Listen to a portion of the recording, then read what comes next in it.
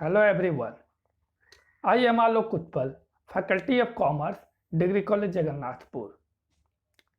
आज हम लोग प्रीवियस क्लास में स्ट्रैटेजिक प्लानिंग पे जो डिस्कस कर रहे थे, आज उसका जो रिमेनिंग जो कुछ बचा हुआ है आज उसको कंप्लीट करने वाले हैं। हम लोग प्रीवियस क्लास में स्ट्रैटेजिक प्लानिंग के मीनिंग और फीचर के बारे में डिस्कस किए थे। आज जो डिस्कस करेंगे वो है importance of strategic planning, process of strategic planning और लिमिटेशंस ऑफ स्ट्रैटेजिक प्लानिंग। ये 3 टॉपिक पे आज हम लोग चर्चा करेंगे।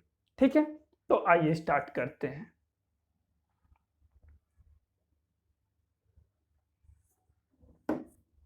देखिए, स्ट्रैटेजिक प्लानिंग के इम्पोर्टेंस क्या क्या है।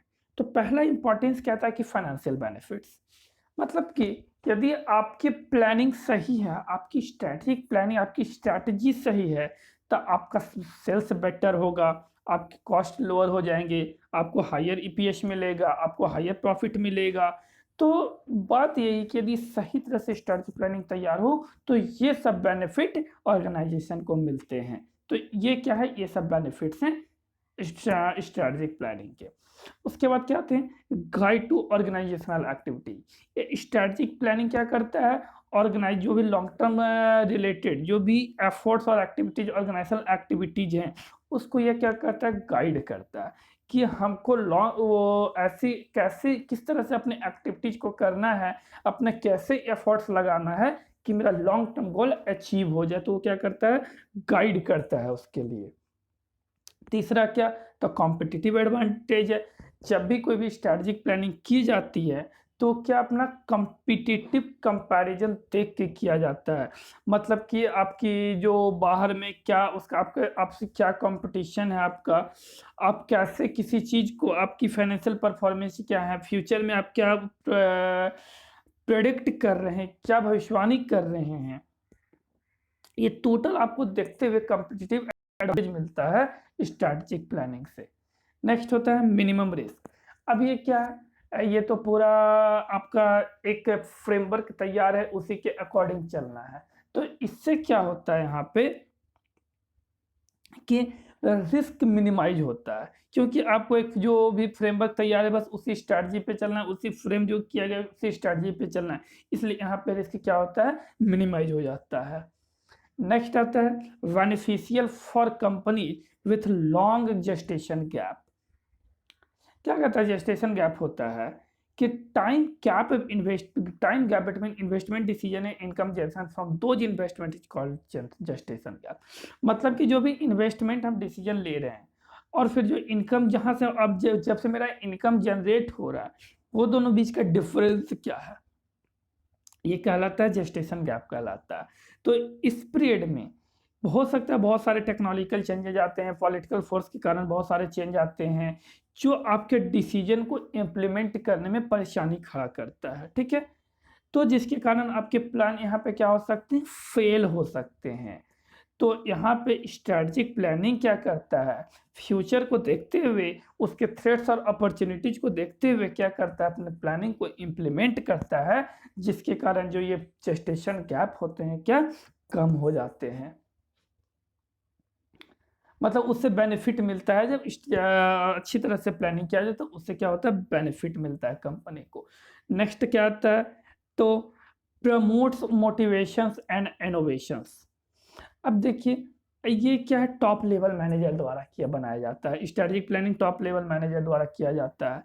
तो इससे क्या होता है, इससे रिलेटेड जो भी ऑब्जेक्टिव होंगे वो क्या, दे आर नॉट ओनली सिर्फ ये ऑब्जेक्टिव पे कमिटेड नहीं होते हैं, स्ट्रेटजी पे कमिटेड नहीं, ये क्या कहते हैं, न्यू आइडिया के बारे में भी बताते हैं, स्ट्रेटजी को इम्प्लीमेंट करने में किस तरह से इम्प्लीमेंट करना, एक न्यू इनोवेशन लाते हैं, आइडिया बताते हैं, जिसको इनोवेशन होता है, जो मतलब कि अपने न्यू आइडिया अपने बारे में बताते हैं।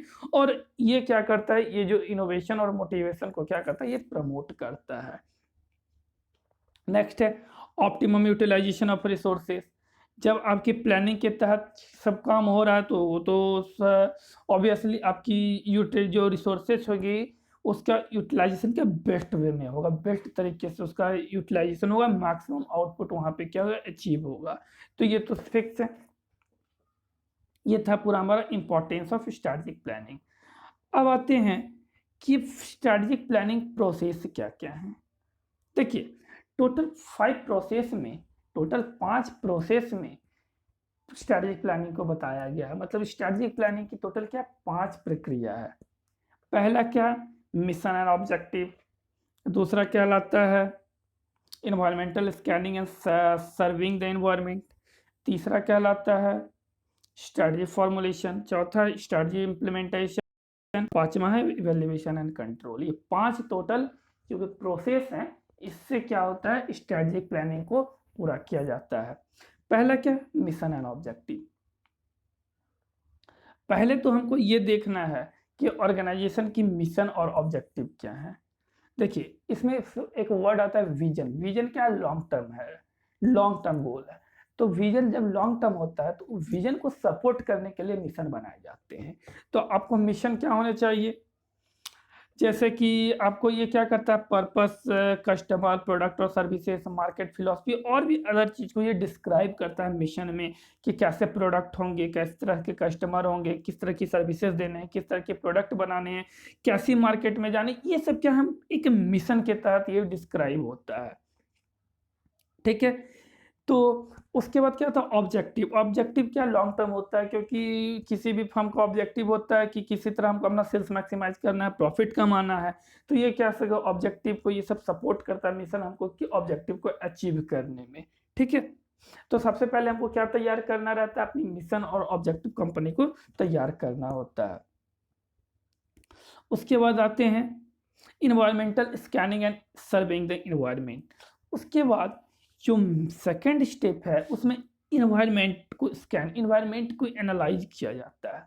अब एनालाइज कैसे करेंगे, तो अपनी जो स्ट्रैटेजी की ऑब्जेक्टिव है उसको ऑर्गेनाइजेशन, उसको इन्वायरमेंट के साथ इंटीग्रेट कर देंगे आपस में। Objective of strategy of the organisation, मतलब ऑर्गेनाइजेशन की जो स्ट्रेटजी के ऑब्जेक्टिव हैं उसको इन्वायरमेंट के साथ ऐड कर देंगे। अब उसके बाद देखेंगे कि ये किस तरह से वर्क कर सकता है, जिसको बोला जाता है इन्वायरमेंटल एनालिसिस या स्कैनिंग भी बोलते हैं इसको। ठीक है, तो ये प्रोसेस होता है, इस प्रोसेस को पहले क्या होता है, जो रिलेवेंट इंफॉर्मेशन होता है इन्वायरमेंट से उसको कलेक्ट करते हैं।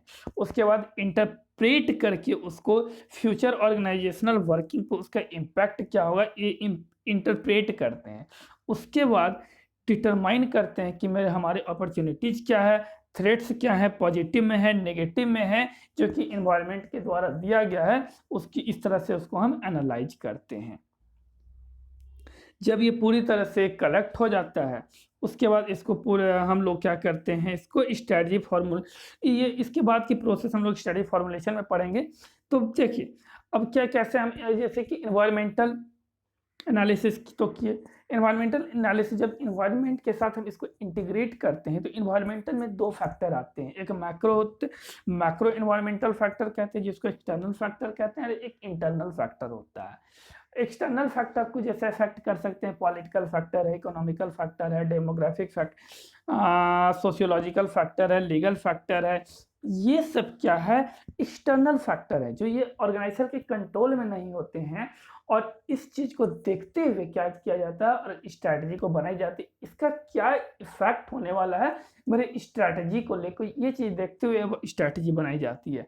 जबकि इंटरनल फैक्टर ये विद इन द कंट्रोल होता है, जैसे कि कस्टमर हो गए, मैनेजमेंट हो गया ऑर्गेनाइजेशन का, सप्लायर, ये सब कहते हैं इंटरनल फैक्टर हैं जो कि कंट्रोल, ये सब चीज़ को एक्सटर्नल और इंटरनल फैक्टर को देखते हुए कोई भी स्ट्रैटेजी बनाई जाती है। ये जब हम ये इन्वायरमेंटल स्कैनिंग कर लिए, हम सर्वे भी कर लिए, उसके बाद क्या करते हैं, हम स्ट्रैटेजी को फॉर्मुलेट करते हैं। मतलब कि हम अपनी स्ट्रैटेजी को बनाते हैं कि कैसे हमको किस तरह से स्ट्रैटेजी बनानी है मेरे प्रॉफिट पे, ये हमारी प्रॉफिटेबिलिटी कैसी रहेगी, क्या होना चाहिए आगे, कॉम्पिटिटिव एडवांटेज की बेसिस पे किया जाना चाहिए, कॉस्ट डिफरेंशिएशन क्या के बेसिस पे, मतलब कैसे ये पूरी स्ट्रैटेजी फॉर्मुलेशन, पूरी स्ट्रैटेजी इसमें बनाई जाएगी। नेक्स्ट स्टेप क्या होगा, स्ट्रैटेजी इम्प्लीमेंटेशन। उसके बाद जो स्ट्रैटेजी बनाएगी उसके हम ऑर्गेनाइजेशन में इम्प्लीमेंट करेंगे। इम्प्लीमेंट करने के लिए उसको हम पूरी तरह से एडवर्टाइज करना पड़ेगा कि इस तरह से पूरा अवेयर करना पड़ेगा ऑर्गेनाइजेशन के एम्प्लॉय को कि हम ऐसे इम्प्लीमेंट कर रहे हैं न्यू स्ट्रैटेजी, इसके बारे में सबको अवेयर करना पड़ेगा। इम्प्लीमेंटेशन के बाद जो लास्ट प्रोसेस होता है इवैल्यूएशन एंड कंट्रोल। इसमें क्या होता है, देखा जाता है कि मेरी स्ट्रैटेजी कहाँ तक सक्सेसफुल हुई है, मेरी स्ट्रैटेजी सक्सेसफुल है कि अनसक्सेसफुल है, इस चीज़ को इसमें चेक किया जाता है। इसे बोला जाए तो evaluation of control. Evaluation and control का जो स्टेप्स है, सबसे पहले एक पैरामीटर मेजर करते थे, एक पैरामीटर फिक्स कर देते हैं कि एक पैरामीटर फिक्स किए, अब उसके बाद मेजर करते हैं इससे कम काम हो रहा है कि इससे मतलब एक स्टैंडर्ड मेजर हम लोग क्या करते हैं, स्टैंडर्ड पैरामीटर फिक्स कर देते हैं। उसके बाद उसमें जो भी टारगेट वैल्यू दे दी उस पैरामीटर के लिए 10, 5, 1 हम तक कोई भी टारगेट वैल्यू उस हिसाब से किसी तरह मेजर करने का जो भी तरीका हो। उसके बाद क्या करते हैं, एक्चुअल परफॉर्मेंस को मेजर करते हैं। मान के चलिए किसी भी ऑर्गेनाइजेशन में कोई भी चीज़ को बनाना है, यदि किसी लेबर को बताया गया है कि आप पर डे आपको 10 यूनिट्स बनानी है किसी भी चीज़ को, मान के चलिए ईंट की फैक्ट्री है, वहाँ पे ईंट को बोला गया कि पर लेबर को पर डे 200 ईंट्स बनानी है, आपका स्टैंडर्ड मेजर क्या फिक्स हो गया, 200 यूनिट्स।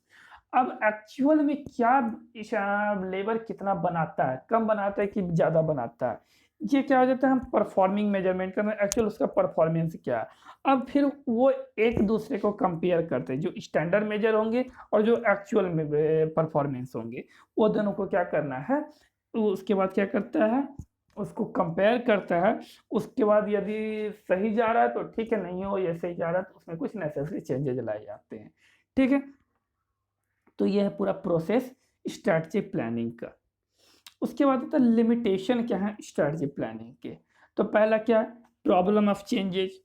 अब मान के चले ऐसा कोई फ्यूचर कंडीशन में बहुत सारे चेंजेज आते हैं, अब एक ही स्ट्रैटेजी बहुत दिनों तक नहीं चल सकती या फेल भी हो सकती है, क्योंकि बीच में बहुत सारे इन्वायरमेंटल चेंजेज आ जाते हैं। कभी गवर्नमेंट का कोई चेंज हो गया, rule regulation change, government policy change हो गई, पॉलिटिकल फैक्टर में गवर्नमेंट चेंज हो गई, या फिर फैशन चेंज, बहुत सारे जो फैक्टर हो सकते हैं जो इस बराबर चीज जो है प्रॉब्लम क्रिएट करते हैं, तो ये एक लिमिटेशन है।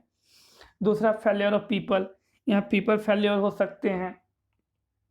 मान के चलिए आपकी स्ट्रैटेजी अच्छी नहीं है, आपका मीनिंग उसमें नहीं बढ़िया से बताया गया है, आपका उसका अच्छी स्ट्रैटेजी अच्छी तरह से क्या कह सकते हैं उसको अवेयर नहीं किया गया ऑर्गेनाइजेशन को, और बहुत सारे रीजन है जिसके कारण स्ट्रैटेजी फेलियर हो सकते हैं। उसके बाद लैक ऑफ एक्यूरेट इंफॉर्मेशन।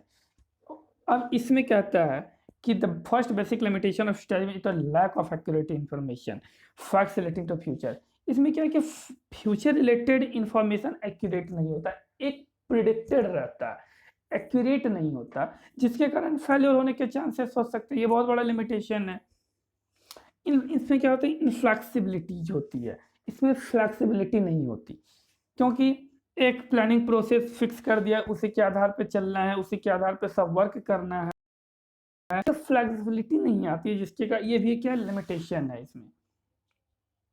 उसके बाद क्या, टाइम एंड कॉस्ट, इसको बनाने टाइम भी लगता है, कॉस्ट भी लगता है, तो ये सबसे बड़ा रीजन है लिमिटेशन का कि टाइम एंड कॉस्ट, जो कि ये लिमिटेशन हो जाता है स्ट्रेटेजिक प्लानिंग का। ठीक है, तो ये टोटल था लिमिटेशन।